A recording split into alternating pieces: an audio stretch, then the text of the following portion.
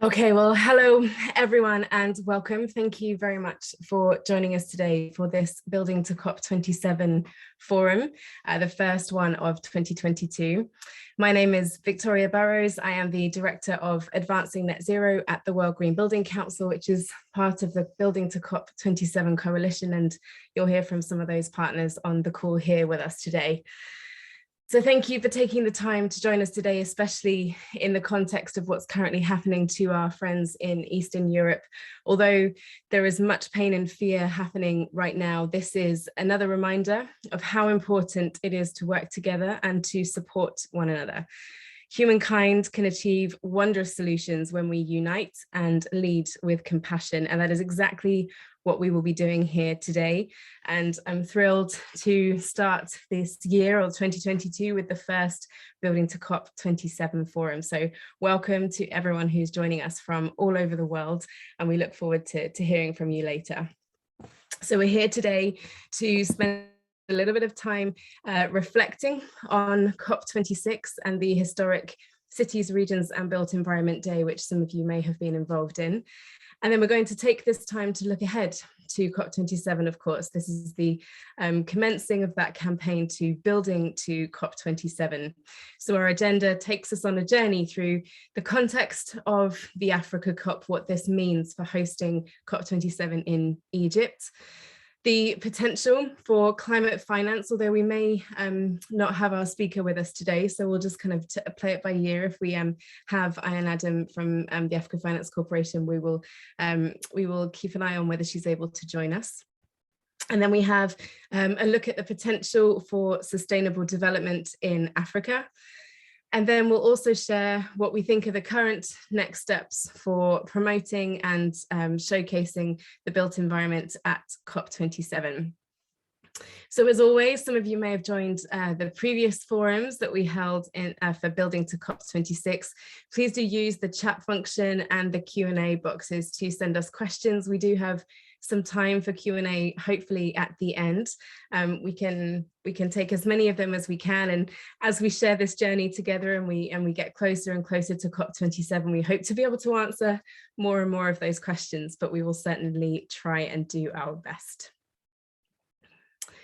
So for now, we will pass over to starting the forum, and the forums are all about providing a monthly engagement platform for non-state actors. So that means the private sector, cities, states and regions, and state actors, countries, to support the promotion of the built environment as a critical climate solution.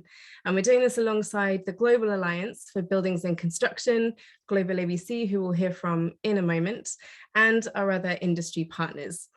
And the forum is an incubator for what's known as the Ambition Loop, which is demonstrating how the action of non-state actors can support action from state actors, from national governments, which can in turn foster more innovative and ambitious action from the private sector and cities, and in turn lead to more and more bolder regulations and so on. And we refer to that as the Ambition Loop.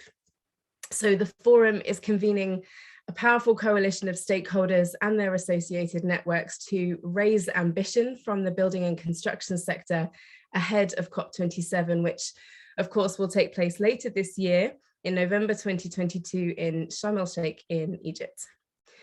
Our goal with these forums is to facilitate an increase in ambition ahead of COP27, which will challenge all stakeholders, and in particular governments and policymakers, to adopt more ambitious climate regulations and policies.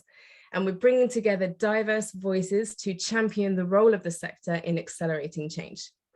So our goals for these forums are to share with you industry trends from speakers, and we have Firestarter speakers that share insights with us every month, to share updates from the Building to COP27 coalition and partner communications in the lead up to COP27, to share insights and to coordinate the activities of the Building to COP27 campaign and the potential Built Environment Day, or the way that the built environment will be showcased at COP27, and also provide you with updates for key campaign targets such as the Race to Zero and other significant industry commitments.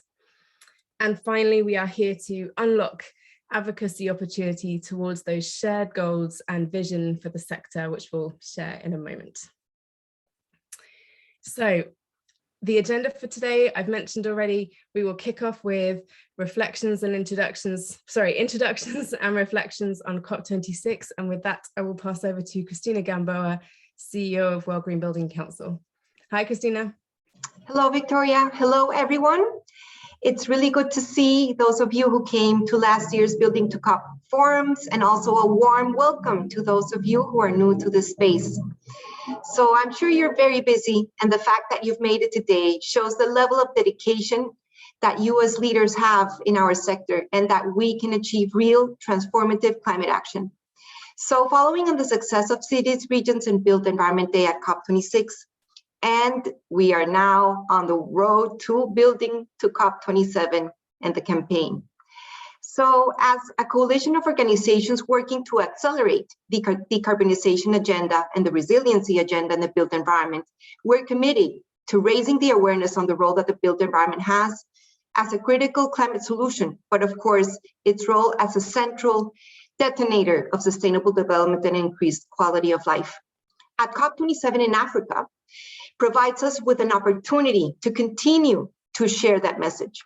Local and regional leadership is a vital policy enabler for climate action on buildings and construction, waste and consumption, circular economy, and of course, the creation of good, clean jobs, as reflected in the Marrakesh Partnership's Human Settlements Climate Action Pathway. And with that, it is my pleasure to introduce our co-host, Nora Surer from GlobalABC.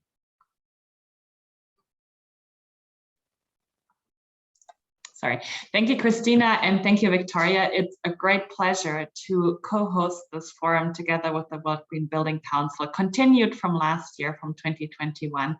And as Victoria has so eloquently underlined, we can only shift anything in this world, but that maybe more than many other sectors regards the building sector if we work together.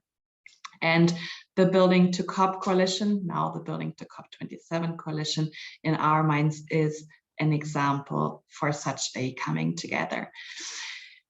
So last year, we've achieved a lot of great milestones that in our minds serve as a basis for going further, faster together this year in 2022 and the coming years. And one of those milestones is, as Christina has alluded to, the Marrakesh Partnership for Global Climate Action Human Settlements Pathway. So Victoria, if you can go to the next slide, thank you. And we see this really as our North Star. Some of you may know this already, for some of you it may be new. This has been developed by a group of non-state actors, but we feel this is the North Star for everyone, whether they're non-state or state, whether they're civil society or private sector, that by 2030, the built environment should halve its emission, whereby 100% of new buildings must be net zero carbon in operation. And by 2050, all buildings must be decarbonized along their life cycles. Of course, the whole goals are longer than this, but we try to distill it here. We can maybe share with you after this call the link to the exact pathways if you're keen. The great thing about those is that it spells out priority actions for each stakeholder group. So for policymakers, for financial institutions, for technology providers, and for business and service providers, as well as for civil society.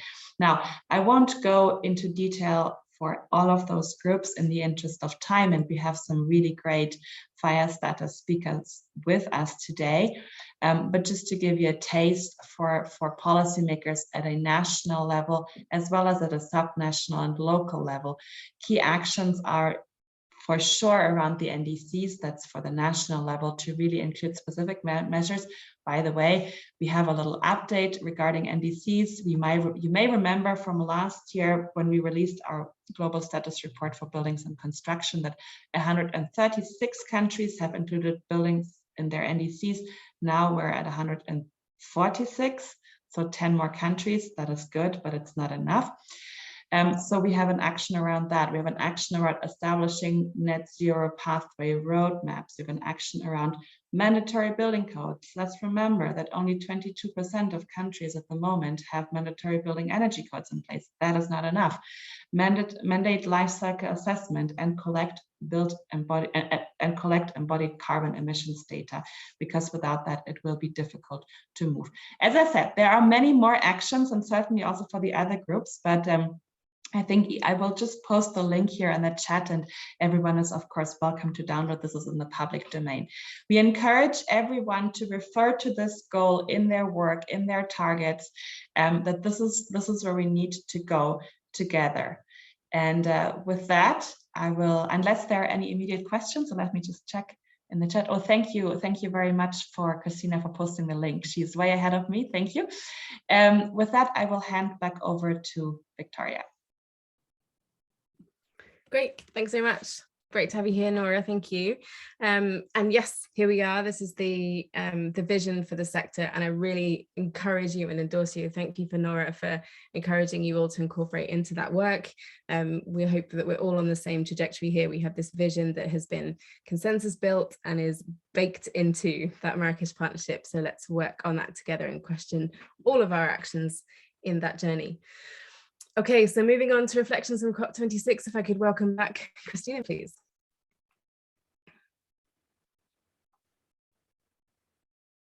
Thank you. I am back. Yeah, it's great for me to tell you a little bit about my own personal reflections from COP26, make it short and sweet. As you know, I've attended a few COPs and I've been deeply involved in the sustainability movement, I guess now over a decade. It's my privilege to serve it. And I don't want to exaggerate when I say this, but at COP26, it was different. Not just with more ambitious climate goals, but with the clarity in the linking of climate to other critical issues like human and economic resilience in nature. But I guess perhaps what was most impressive from my point of view is the alignment we saw between key players across the built environment. We showed up very well at COP26. It was unprecedented collaboration, it was unique, and that was what led to Cities, Regions, and Built Environment Day at November 11th. This day was one of the largest convenings the world has ever seen of climate leaders from the building and construction sector. We saw the private sector, government, civil society aligned in the challenge to tackle decarbonizing the built environment. We saw announcements of 26 climate action initiatives from across the built environment system. And we also, together, we powered over 130 events across the 2 weeks at COP26, as well as high-level plenary events on November 11th itself. Key announcements: mobilizing 1.2 trillion real estate assets under management, joined the UN Race to Zero campaign. This is a very promising level of non-state actors committing to having emissions by 2030, but also to achieving net zero by 2050 at the latest. From WorldGBC, we were very pleased to announce 44 businesses representing 85 billion annual in turnover, signing to the net zero whole life building carbons commitment. This updated commitment covers operational and third-party carbon, and it is critical to tackling whole life carbon emissions from the built environment. Also, the Glasgow Climate Pact, for the first time, explicitly calls on countries to rapidly scale up the deployment of energy efficiency measures. The path to net zero is energy efficiency first, if you remember. This is critical to transform our sector. However, I really cannot deny, of course, COP26 received criticism. And in the months following, we have heard some chorus of calls saying, is this a success, a failure, or somewhere in between? But I think what is important for us to do is step back and analyze this in the perspective of the impact we had. I am a stubborn optimist, and the fact that the Glasgow Climate Pact kept the 1.5 degrees Celsius scenario alive, built just about, it gives me grounds for hope. We now have 89% of the global economy covered by our net zero target, and at COP26, our sector witnessed some increase in government action in terms of the numbers of countries who mentioned, as Nora said, buildings and NDCs. So yes, we witnessed much needed movement on the policy side, but now we have to go further, faster, to truly match the level of ambition already being demonstrated by industry. And I think what is in store for us beyond COP26. And as we look into COP27 in Egypt, there's already some signs that it's going to be a very positive outcome. Egypt will take a stronger focus on resilience and adaptation, which is very necessary when it hosts COP27 in Sharm el-Sheikh in November. And the conference, of course, will build on the commitments and the momentum and the discussions at COP26. So the hopes are really high that we can continue to build support for adaptation and, of course, bring alive the conversation of loss and damage and mobilize the climate finance that has been promised. We need to listen and learn from the voices of those communities most impacted by global heating. And of course, as a community of building and construction leaders, we're uniquely positioned to ensure that those pledges, commitments, and promises are turned into action, and that we uphold the Paris Agreement and the symmetry that the most emitters have to contribute the most, and the developed countries receive the assistance to go in the journey of low carbon and, of course, enhanced adaptation. Addressing the challenges, they're huge, they require deep collaboration. But I know we have the solutions and we can piece this together. It is time, and I'm sure you're going to agree, it is time to create a built environment that works for everyone. COP27 is an excellent opportunity to show the world that everyone around the world has a right to a resilient and prosperous future. It's not just about net zero, it's much more than that. It's about embracing and scaling low carbon and highly resilient sustainable built environments. Importantly, it is about working together. So thank you very much for joining us today. It really means a lot as we build this collaboration, because it's with you in this journey that we're going to get anywhere near our ambitious goals. Thank you so much. Excellent. Thank you very much for those reflections, Christine. There's a lot of tired but satisfied faces in that last photo. Kind of sums up our experience at COP. So thank you very much for those reflections. Okay, so let's move on to talking a little bit more about this opportunity for the Africa COP and provide a bit more context into why this is such an important moment for our sector, but in terms of the adaptation, mitigation, loss and damage challenges that Christina just outlined there. So with that, I'm really pleased to welcome from the WorldGBC team, Amira Ayub. I think we have you on camera as well. And also, hi there, and also Veer Shaba. Amira is the head of MENA programs at the World Green Building Council for the Middle East and North Africa. And Veer, hi there, is our head of Africa programs at WorldGBC. So welcome to you both. I'm just going to stop sharing my screen for a moment so that we can see you guys a bit better. Hi there. Good stuff. So yeah, I'd just like to hand over to you guys to really give your thoughts and reflections on why this is such an important moment for Africa and for Egypt. So perhaps if we start with you first, Vera. Okay, awesome. And hi, everyone. It's very good to be here. And I think this is such a significant day as we continue to build towards COP27. And so I do want to take a moment to really greet all of our African, colleagues and team who are on the chat, because I really think that this is important. So just to give a bit of context, I am the head of Africa programs at the World Green Building Council. And I have 4 African ethnicities running through my veins. So I feel like if we look at kind of what we want to do in terms of contextualizing COP across the different African countries, I feel that we continue to look at some of the most important priorities when it comes to our continent. And so as head of Africa programs, I have the honor and privilege of really supporting some of our green building councils across the continent. And these green building councils are in Cameroon, they're in Egypt, in Ghana, in Kenya, Mauritius, Namibia, Rwanda, South Africa, Tanzania, and Uganda, as well as in Nigeria and Ethiopia. And together, all of the green building councils represent countries that have 700 million people across our continent of 1.38 billion people. And so when we kind of look at an African COP and what that means, I think maybe this time is not even enough to be able to speak about what an African COP would look like. But I'll try my best in terms of summarizing it into 3 main points that I would see before handing over to Amira, who will really speak about it from a North African perspective and also on the ground in Egypt.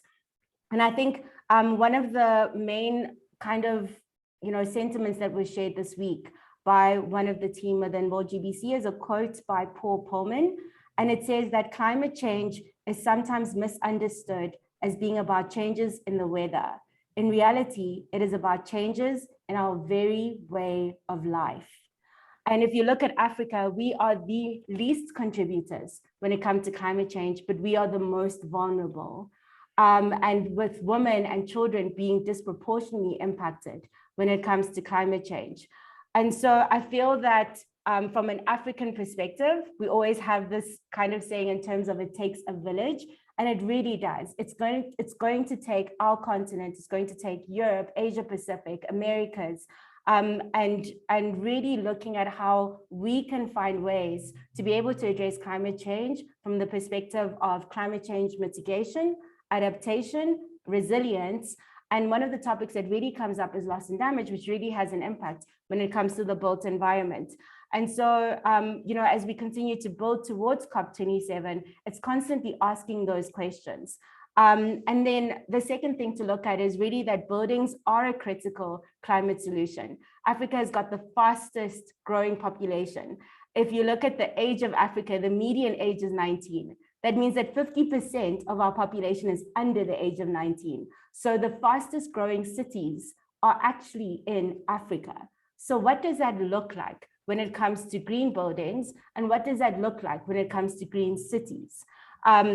And so that's something that I hope that over the course of the year, and we kind of set these dates for the Building to COP Forum, and we constantly meet throughout the year to talk about what does it look like when we say that buildings are a critical climate solution, specifically in Africa, and what are some of the case studies that are happening across the continent, across the 55 member states of Africa. And I think just the third thing to note is something that our Africa Green Building Councils kind of put together, and this was a manifesto that we launched last year, and I'd love to just read through some of the notes on the Africa that we want when it comes to green buildings. And so what we kind of come together to say was that the Africa we want is a resilient, socially inclusive, equitable, environmentally sustainable, and culturally vibrant built environment for everyone everywhere. So it's really the notion that we don't want to leave anyone behind when it comes to an African COP27.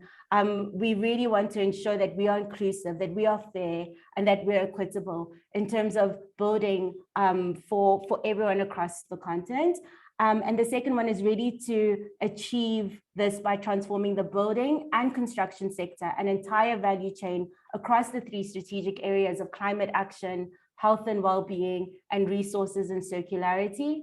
And we really, as an Africa Regional Network, commit to working with whole of society to drive the ambitions of the Paris Agreement, the SDGs, but also Agenda 2063, which is our blueprint that was developed by the African Union when it comes to what that would look like, so that we can continue to lead our industry towards a net zero carbon, healthy, equitable, and resilient built environment. So with that, I'll hand over to Amira to speak a little bit more about what the African COP would look like on the ground in Egypt. But really, it's about having an equitable, resilient, low carbon built environment for everyone everywhere, if we really think about what an African COP would look like. Thank you. Hello, everyone, and welcome to today's session. This is Amira Ayoub. I am the head of MENA, the Middle East and North Africa program at World Green Building Council. Building on what Very just said, this year is going to be different. Egypt will host COP27. As an Egyptian, this is making me proud. Still, we understand that this enormous responsibility, we have. Egypt is considering COP this year as a COP of fairness, a COP that will turn the attention to climate justice for vulnerable nations. And if COP26 was about countries making promises and commitments to decarbonize and avoid catastrophic climate change, COP27 would be about helping the developing countries who are suffering and will suffer more in the future from the impacts of a warmer planet. And it shouldn't only be about climate finance for resilience and adaptation, but it's also about climate literacy, starting from raising awareness. It is very challenging trying to solve a problem for someone who doesn't know anything about it. Still, he is suffering from its consequences every day. But if he understands it, he will work with you to figure out the solutions. And because there are no geographical borders for climate change, it's unrealistic to think that the actions of policymakers in one country or even a few can solve the global challenge. It should be all of us, everyone. And this requires a systematic change in our relationship with each other and with nature, a change that drives green partnerships to fulfill the promises made in Glasgow last year to include more countries in the 1.5-degree efforts this year. We at World Green Building Council are committed to catalyzing the transformation towards a sustainable built environment for everyone, everywhere, through our 3 impact areas of climate action, health and well-being, resources, and circularity. And this year, we are very keen that all our efforts will be directed to push the global advocacy for everyone, everywhere in Egypt, Africa, and all other developing nations from all over the world to survive and to thrive. Thank you. Thank you so much, Amira. Super inspiring speeches from you both. Thank you. You can see that there's a huge amount of enthusiasm and optimism for taking action within the sector, and we're really looking forward to bringing some of those experiences and solutions into Egypt and Africa with COP27 this year. I'm afraid it looks like we don't have our next speaker who was going to sort of share with us about the potential for climate finance within Africa. So I wonder, just before we head over to Elizabeth. Hi, Elizabeth, I can see you here. Great. Perhaps just we can touch on that just for a moment, because Amira and Vera, you both mentioned that within your remarks about how to mobilize that climate finance for resilience, for adaptation, and to Amira's point, climate literacy as well. So perhaps Vera, you can just kind of give us a flavor, give us a sense of what that potential looks like for Africa, how you're seeing finance being mobilized on the ground for climate change solutions, and what kind of hope that gives you for the future. Absolutely, and I think that climate finance is one of the critical components when you look at some of the themes when it comes to the African COP. So of the themes, you've got loss and damage, you've got climate change adaptation, mitigation, resilience, and then you've got climate finance. Because without finance, it's very difficult for us to outwork some of what we want to see when it comes to climate. And so just from the scope of my work that I've done prior to being head of Africa programs, there's some tangible, practical projects that we've looked at where, when it comes to climate finance, going towards green buildings, a lot of the kind of the priorities that are set up have been justified by that. So I have a project that I was going to chat about a little bit when you had asked this question a bit earlier, where by doing green building principles, this project managed to secure 125 million USD. And this was for a project which was in inner city Johannesburg. They had affordable housing in the precinct, they had potential for retail, but most importantly, they had green building principles. And because of the green building principles, because of that surety that there's going to be mitigation against climate risk, they were able to access this finance. So I think that let's not ever neglect the potential of what green building principles can do when it comes to accessing climate financing. And to Amira's point, the way to match that finance with the projects is through the skills on the ground. And I think the more and more projects that are demonstrating that it's possible, the better, right? And we can demonstrate the viability and feasibility, more importantly, within that African context as well. Just before I bring Elizabeth in on this point, if you have anything to share from yourself as well. I see, Nora, we have you on video. Is there anything you'd like to add to this discussion here? Well, I mean, you know, Vera and Amira have made such fantastic points and inspiring speeches. So, you know, I can just emphasize what they've said. And, you know, it's in a way, when you think about the contributions that buildings have to climate change and the importance that they have to resilience, it is crazy to think that the standard loan is still a conventional loan, and this is something that we need to flip, right? And this is, I think, it's just, I mean, one thing is the finance institutions, and obviously they're key, and the other thing is the end user. And let's also just think of the end user, you know, like really making them part of this transformation means that loans have to be, the default loan has to be green. And I think this is what we need to work towards. Well, otherwise, nothing to add. And you know, I just think it's really, really exciting, as Vera and Amira have said, that we have this COP in Egypt and Africa, and that we have both of you here, and that, you know, you've just shared so well the type of leverage points that buildings is important for, especially in that region. Thanks so much for those reflections, Nora. I'll bring in here Elizabeth Wangeshi-Chege. I think we were due to come to you next for your presentation anyway, but I wonder if you could just share some thoughts on perhaps the trends for mobilizing climate finance and the green building market within Africa as you're seeing it from on the ground in Kenya. Great, thank you. And thank you for joining for the rest of the 120 participants. So the whole conversation around finance is what is going to drive action. And for a long time, we've just been talking to technocrats. The people in the building sector talk to people in the building sector. We agree with each other. Then we go to the finance sector and realize we need to do capacity building. And we are leaving some people behind on that conversation. So even the financial sector really needs to innovate and move away from business as usual. We had a webinar as the Africa Regional Network, I think last year or the year before, on sustainable finance. It's on the YouTube link for World Green Building Council.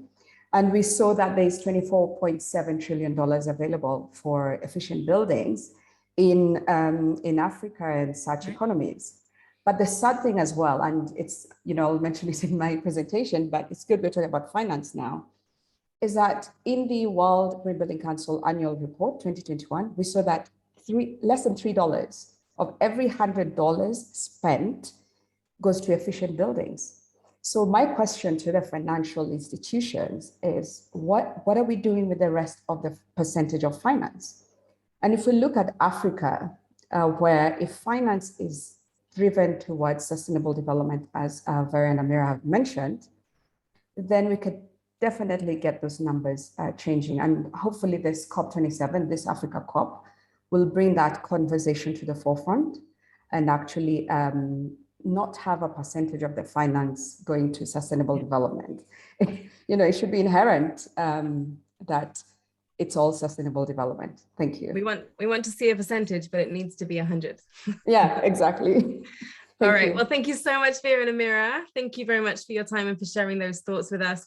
I'm sure we'll have you back on Building to COP forums as they happen in the lead up to COP. So in the meantime, I shall share my screen again and pass back over to Elizabeth to share with us your presentation on the potential for sustainable development in Africa. So welcome, Elizabeth, welcome to the forum, and over to you. I can drive the slides from here if you like.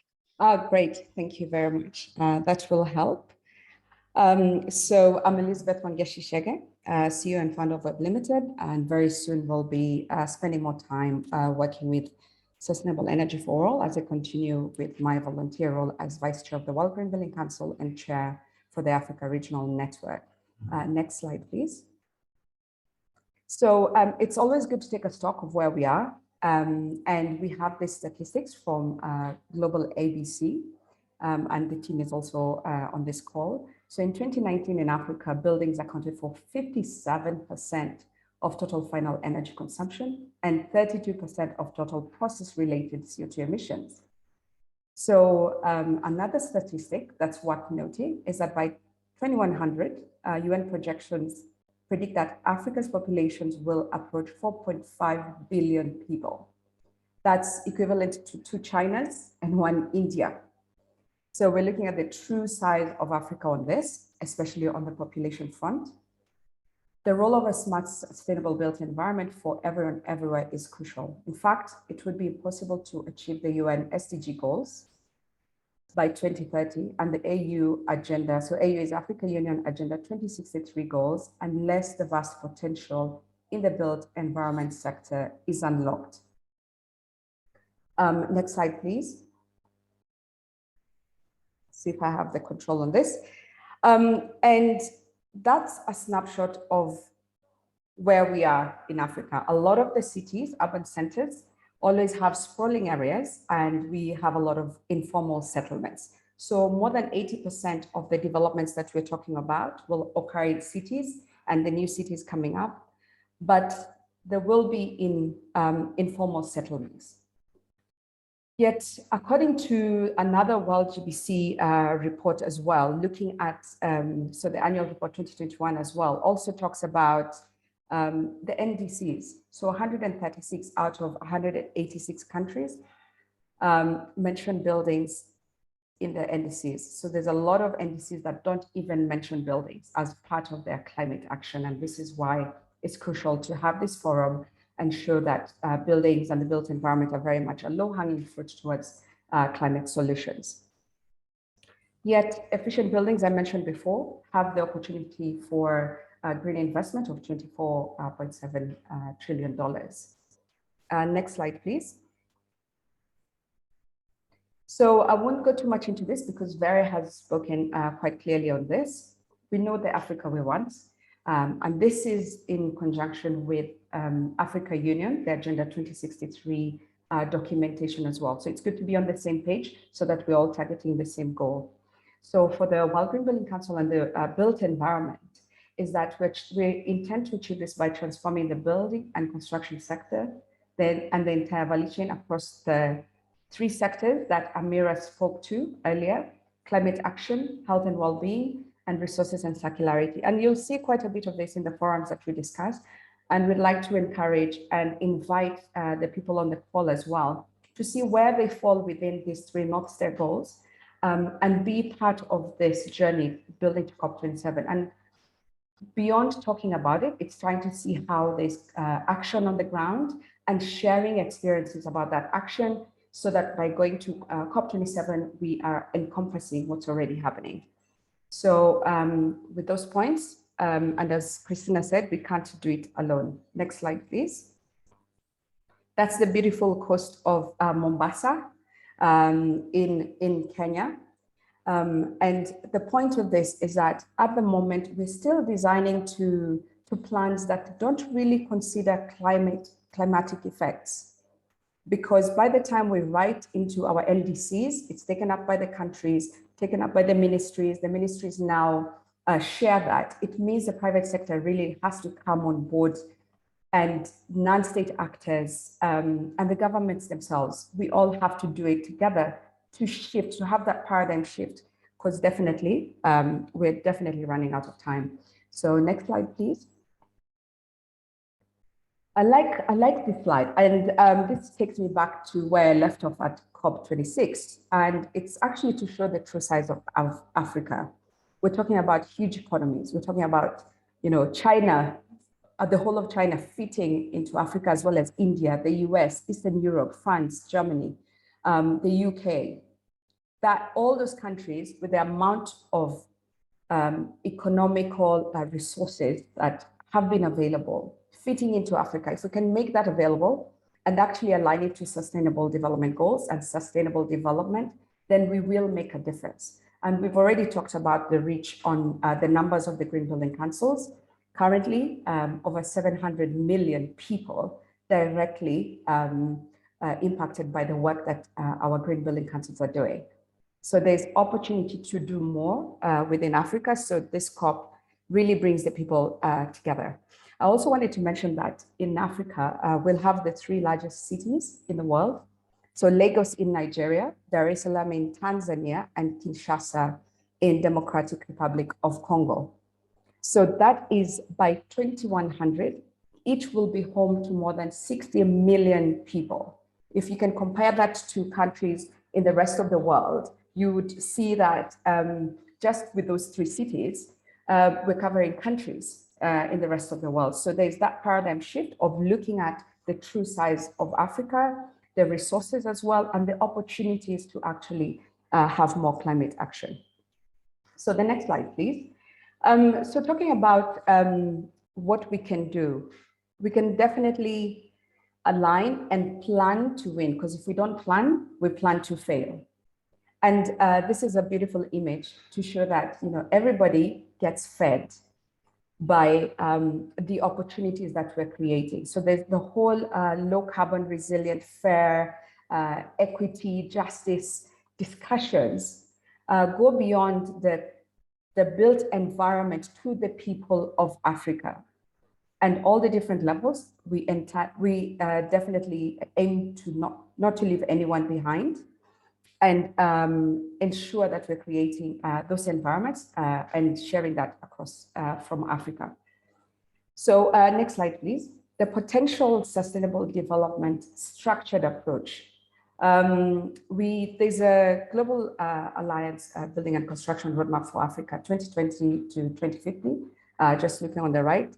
There's the headings: urban planning, resilience, new buildings, existing buildings, building operations, materials, clean energy, appliances and systems, which also link directly to the Africa Regional Network Manifesto that Vera alluded to, and the key transformative targets that we are focusing on as the Africa Regional Network in collaboration with Africa Union and partners coming on board are around those 10 aspects, which is resilience, urban planning, water use, the CO2 emissions, resources and circularity, health and well-being, biodiversity, value and cost, so the whole finance discussion comes in there, smart places with smart citizens who are aware about climate change, and just transition, which has become one of the major conversations. So just to focus on one area there, for example, materials. Under resources and circularity, we've started conversations, for example, on mass timber use, alternative building technologies, and also conversations with the Global Cement and Concrete Association that launched a roadmap to net zero at COP26. And this is showing the vast element and opportunity that we have across Africa towards sustainable development, and also the opportunity not to leave anyone behind. Next slide, please. So a lot of the times when we talk about potential of sustainable development and COP27, especially in Africa, we get a feedback that people are too busy looking for their basic needs before they even start thinking about climate action, before they even start thinking about sustainable development. So there's an opportunity to have an encompassing, holistic approach to the conversation around COP27. And I won't belabor what Amira said earlier in the call, but this should be a COP that we actually look at people-centric African people COP. And when we talk about the built environment, it's the cities and the people around that, the countries around that, and how we actually manage to shift that from the bottom up. So looking at the communities and adjusting to align with the needs of the people. How are we going to do that? I said we're going to mention this a few times in this call as well. Next slide, please. This helps us to align and also measure our goals. So we talked about climate action, health and well-being, resources and circularity. So total decarbonization of the built environment and the climate action. And there's various programs running, we're running through that. And we have that in the networks around Africa and Middle East as well. A built environment that delivers healthy, equitable and resilient buildings, communities and cities. You'll see a lot of equity coming out as well. So health and well-being program that will be across Africa as well and the Middle East is core to how we are approaching the work around sustainable development and the potential for that in building to COP27. Resources and circularity, a built environment that supports the regeneration of resources and natural systems, providing socioeconomic benefit through a thriving circular economy. A lot of it is happening, but we might not have in Africa the data.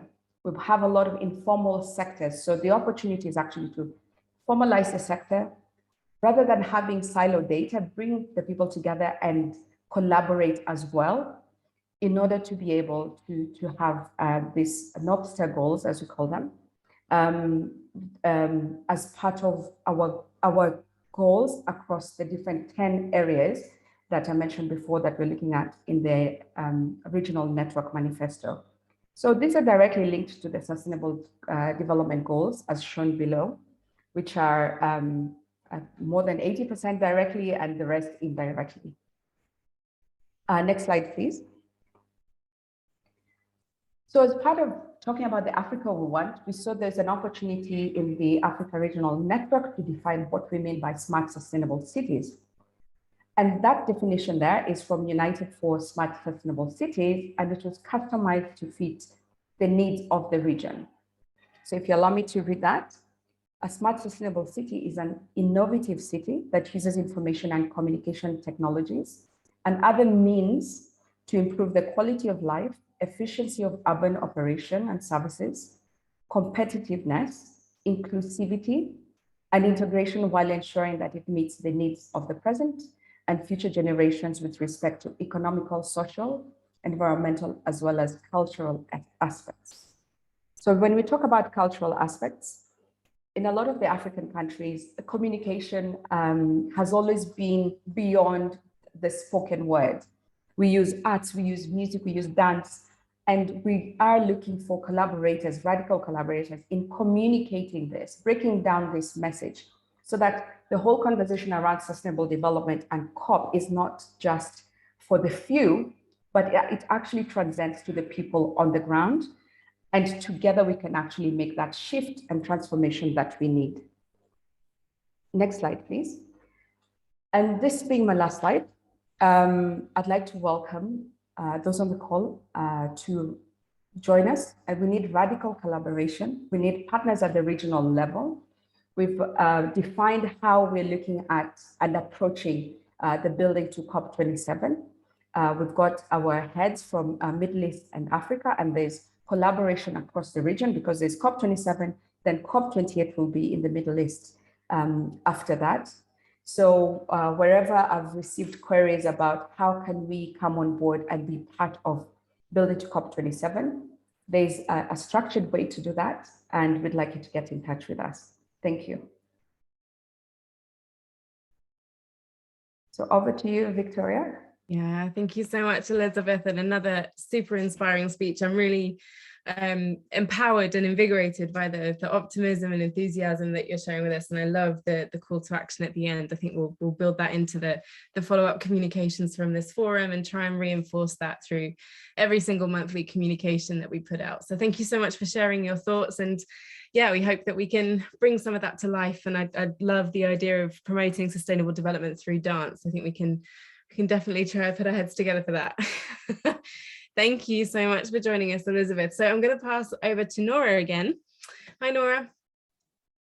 Hi there. I'd like you to share with us a little bit about the process behind COP in general. You're a seasoned COP attendee and extremely experienced with this side of things. And perhaps you can share with us a little bit about what the Building to COP27 coalition is trying to do and what we hope the next steps will be, if you wouldn't mind. Thank you. Yeah, thank you, Victoria. And again, thank you also to Elizabeth for that inspiring speech.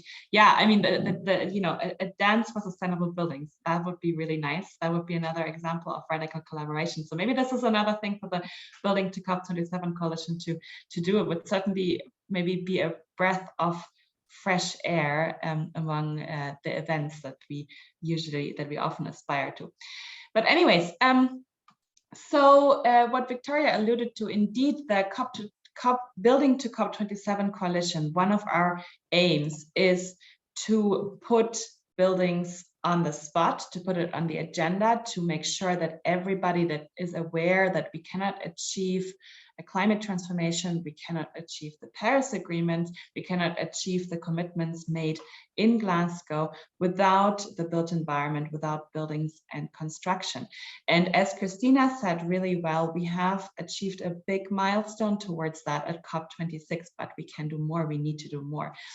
So we have come together again as a coalition, and we have sent a letter to the COP27 President-designate, His Excellency Sameh Shukri, to call for a sustainable built environment for sustainable cities focus and theme. We purposefully didn't just stay at day, because in our minds a day is good and it's needed, and we had that at COP26, and that was great. It was a breakthrough in our minds, but it's not sufficient. We want to go further. We want to really see built environment as a focus at COP27, as one of the focus areas that transcends the entire COP27. And that is because, and we elaborated this also in the letter, and you can see it here on the screen, buildings is just instrumental for so many areas, and for so many of the areas that, as Elizabeth, Amira, and Vera have said, are so important for the African region. Whether it is about energy, and we all know that buildings play a crucial role for energy transitions, for renewables, for sure, for off-grid and on-grid energy transformation. They link to transport and energy. They are obviously enablers for sustainable cities. And as I think it was Vera who said so well, that we have all the most rapidly growing cities are essentially all on that continent. And we don't have cities without buildings, that is clear. Buildings can shift sustainable finance. I mean, most of the wealth is stored in real estate, or a very large share of global wealth is stored in real estate. So this is for sure absolutely essential, and we've alluded to that, whether it's about loans, it's about general incentives, it's about public procurement. A lot of levers can be found in buildings. And for sure, it's essential for unlocking resilience. Where do we build buildings? How do we build them? Do we build them with the climate in mind of 2070? Or do we build them with the climate in mind of today? With so many cities built in coastal areas, we have to build with climate change already in mind, unfortunately. And also buildings are essential to beat the heat. In other words, buildings are essential for sustainable cooling. All of these areas, but maybe especially heat and maybe especially sustainable cooling and resilience are key, and from what we hear from the region, will be in one way or the other important at COP. And it is our job to really showcase the link, the role that buildings play in this. We have emphasized all these points. We have pointed out that NDCs, that including buildings in NDCs, is critical. And as a coalition together, again, we have offered support. We have offered our support to the COP27 president designate to make this a success, to put buildings on the spot, but also really to be solution oriented, to show how buildings can unlock other solutions, and to bring our joint efforts together. As at COP26, together as a coalition, we work very closely with the Climate Champions team, and we really look forward. We've already begun, we've started early this year, and this is great. And also once more, thanks to all the other coalition partners for carrying this weight with us. We've already started working on all of this with the Climate Champions team. I should emphasize that, those who were in our previous forum calls, you know this already, what topics in the end will be chosen as focus, what days will be chosen, it is up to the country host, it is up to Egypt in this case, which is of course as it should be. They have their own priorities also with regards to the region. So we have called for this, we have made the case together, in as how much that will be taken up is of course the decision of the COP host. We certainly keep our fingers crossed, and we will put all our efforts in regardless, and obviously we will do that together with all of you. And with that, I will hand it back over to Victoria. Thank you. Thank you very much, Nora. And I guess the process for this, as we all know, can be quite unpredictable. It sort of varies year to year. So do keep logging in to these forums as they happen every month. We'll be sharing the future dates with you as part of these communications, and we will be sharing the progress that we make in the lead up to COP27 about how the channels are that we are able to, as Nora says, emphasize buildings as a critical climate solution globally, but specifically, of course, in Africa. Okay, so we have a few minutes for questions, but I can see lots happening in the chat, and there answered by the team as we've been going along, so do pay attention to what's happening in the chat box. There does seem to be some real appetite, enthusiasm to know more about things like criteria for climate funding and of building projects across Africa, and potentially even some open calls for projects specifically in Mauritius we can see, so that's great. Thanks so much for sharing that, Tony. The call to action has been lots through this forum today, but it really is about making sure that we are walking the talk as a sector. We are calling on all green building councils to engage with your members, to communicate the opportunities for engagement with the Race to Zero and other campaigns. I'll mention that in a second, but also the COP activities as they evolve and develop and become clearer to us. Share events and resources across your networks. We will be using the Building to COP27 communications campaign and channel to share the events and everything that's happening related to the sector in the lead up to COP. So do check out the buildingtocop.org website.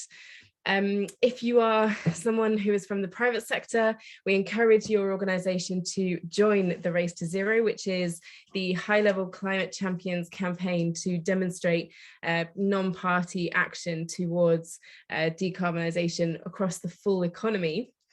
But there are specific recognitions for different stakeholders of different sector groups, and there are specific trackers that look at those sorts of organisations from within our sector. And some notable recent joiners to the Race to Zero is Boigers, Hang Lang Properties from Hong Kong, Choice Properties in Canada, Murphy Construction in the UK, and Artelia from France. So we really are seeing some great pickup from construction and developers as well in joining the Race to Zero and committing their own emissions to be net zero by 2050 or sooner.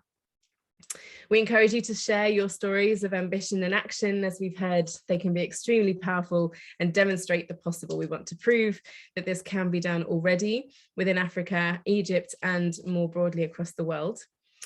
If you're joining us today as a city or state or region, you can also join the Race to Zero. There's lots of different ways that you can engage, specific campaigns that are designed for policymakers at the subnational level. And again, share your stories of ambition and action. We're seeing some fantastic policy developments coming out, particularly from the US, cities in California, for example, that are kind of really helping to advance towards net zero buildings and to hit those targets that Nora shared from the Marrakesh partners. And that gives us hope that it can happen in other markets as well. And then for countries, as Nora's mentioned, the big call to action here is to incorporate measures to drive building decarbonisation, mitigation, but also adaptation measures into the nationally determined contributions, which of course we're expecting updates for in the lead up to COP27 this year. So please do get involved. Let us know about your own journeys and how we can support you. I think everyone on the call is very keen to support you in your journey, no matter where you are in the world and where you are on that journey. We can support you in helping share those stories. So I'm seeing some more questions or comments coming up in the chat box. So I'll just have a quick check to see if there's any questions. But is there anything any of our speakers would like to add? I can see Vera and Amira, you've been answering some of the questions, so maybe you'd like to just share some of the insights you're sharing in the chat box there.